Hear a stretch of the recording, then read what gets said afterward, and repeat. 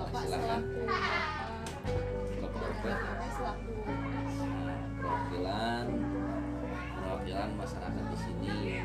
Mangga silakan. Jadi saya ingin bertanya dan berbincang-bincang mungkin ya Pak Iya, mangga seputar silakan. wawasan dan bela negara Iya, ya Pak. iya, mangga. Bagaimana pendapat Bapak tentang Indonesia yang sudah merdeka selama 76 tahun? Kalau menurut saya, negara Republik Indonesia itu belum merdeka.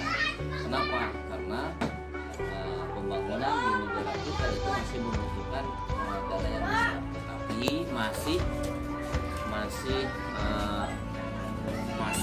banyak bantuan di negara lain. Misalkan kalau seperti Sindawi itu adanya isu di misalkan ada bantuan di negara lain, misalkan contohnya di Malaysia. Kalau misalkan kereta api itu ada di Cina, oleh karena itu negara kita itu masih terjajah dari dalam bidang ekonomi.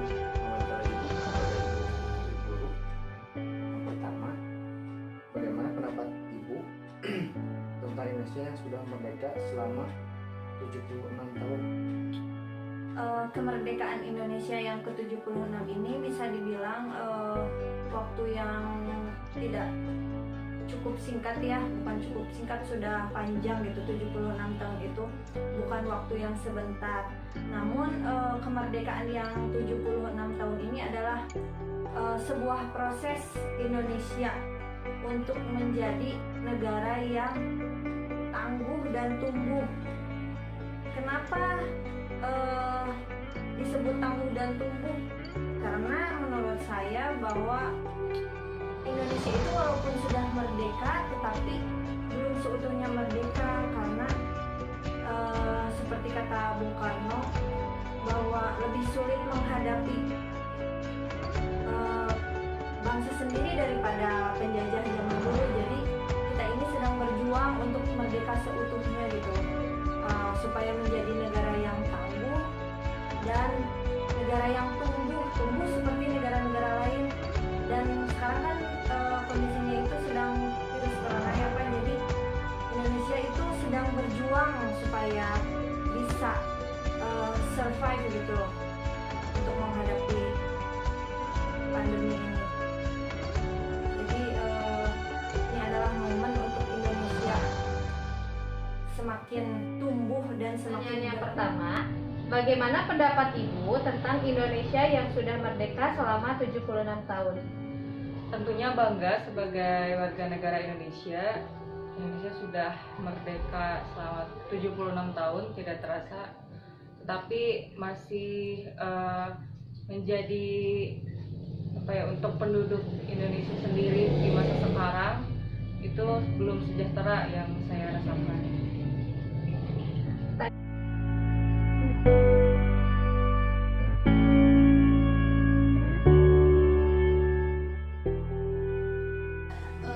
Bagaimana pendapat Bapak mengenai penerapan bela negara dalam kehidupan sehari-hari? Nah, menurut saya Mbak, saya itu memperlihatkan bahwa saya sebagaimana ketahui bela negara itu tidak dianggap sebelah mata. Kenapa? Karena di masyarakat di sekitar itu ketika sekarang itu musimnya PPKM atau PSBB itu sangat membutuhkan uluran tangan yang ada itu bela negara ketika di masyarakat lingkungan tersebut. Bagaimana Pak Ibu penerapan bela negara dalam karena saya ini di sini sebagai ASN ya, abdi negara. Di sini sebuah bela negara yang saya lakukan itu adalah dengan mengajar dengan baik dan benar. Kenapa itu? Itu juga termasuk salah satu bela negara, karena saya mempersiapkan bangsa Indonesia, generasi penerus bangsa yang kuat, yang pintar, yang hebat. Supaya apa? Supaya negara Indonesia kita ini menjadi semakin maju. Jadi itu menurut saya itu termasuk bela negara yang saya lakukan gitu. Bagaimana pendapat Ibu mengenai penerapan bela negara dalam kehidupan Ibu sehari-hari? Bela negara yang saya terapkan sebagai seorang pedagang ialah berjualan secara jujur, melayani publik dengan baik, kemudian di masa sekarang tetap menerapkan protokol kesehatan yang sudah dianjurkan oleh pemerintah. Selanjutnya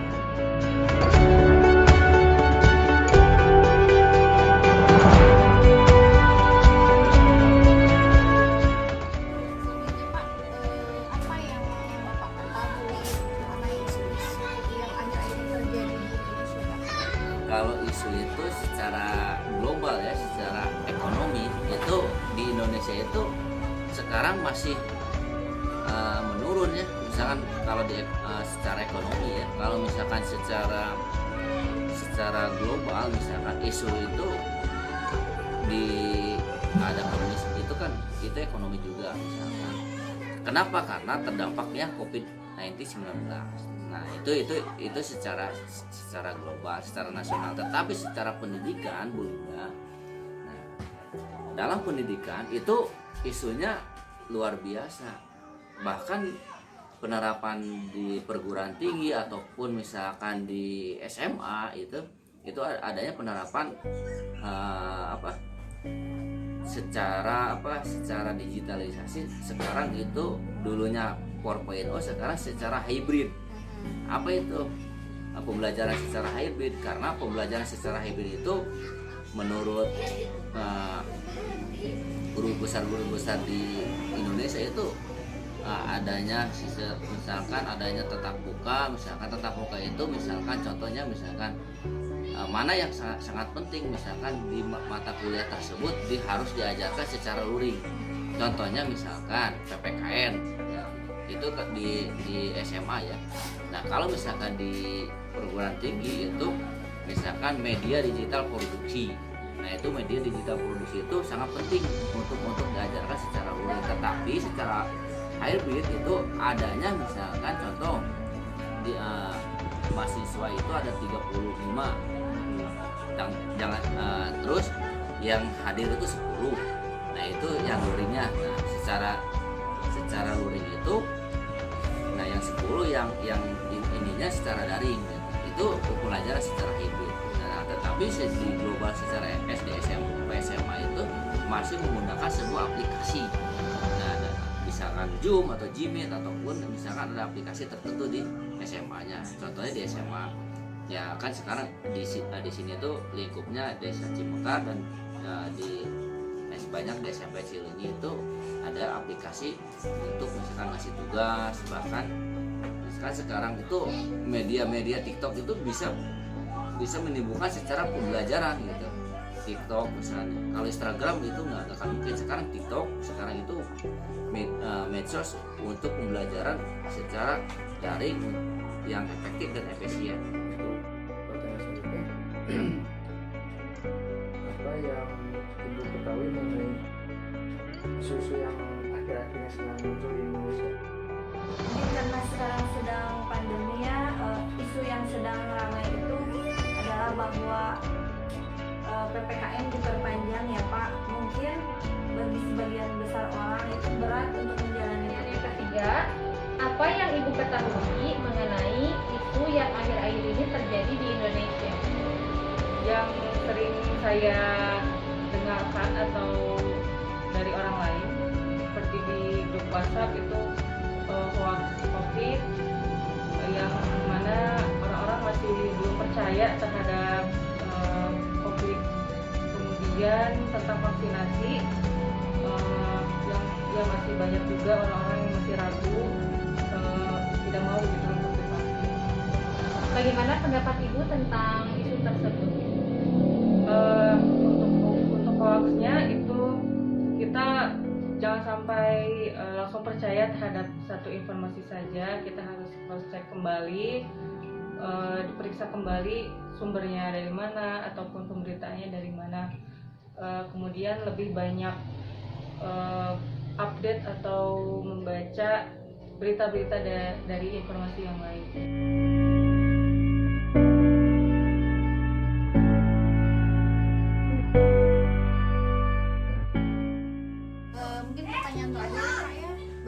harapan Bapak nih ke depannya untuk bangsa Indonesia, Pak? Kalau harapan saya itu cuma dua, maju dan berkembang.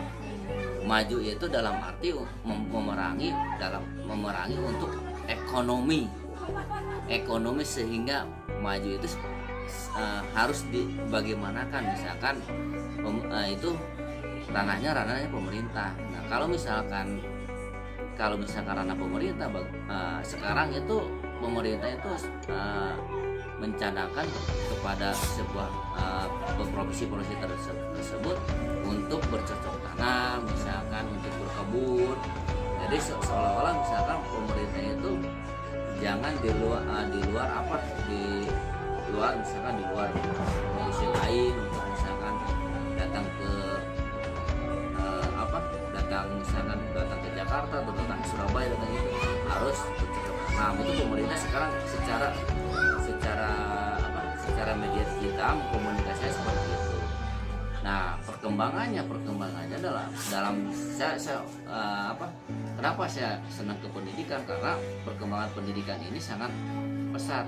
Sekecil apapun pendidikan itu tolak punggung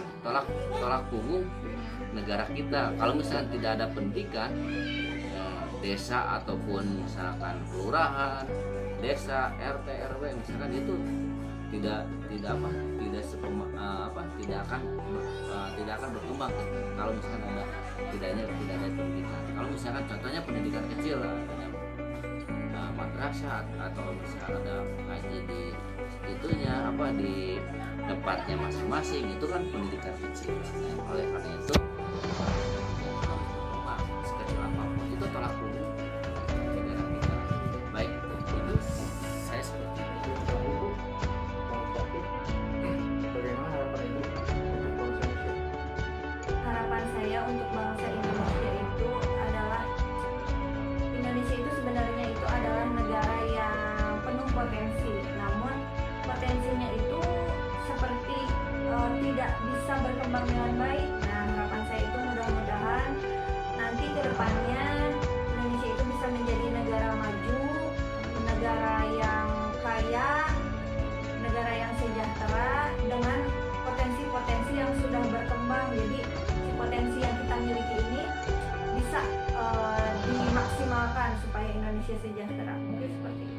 Terakhir Bu, bagaimana harapan Ibu ke depannya untuk bangsa Indonesia? Tentunya kita berharap bangsa Indonesia menjadi lebih baik kembali, di mana itu penduduknya bisa sejahtera secara merata semuanya, baik dari segi ekonomi, penanganan sekarang di masa pandemi semoga bisa lebih cepat sehingga saya bisa berjuang normal kembali.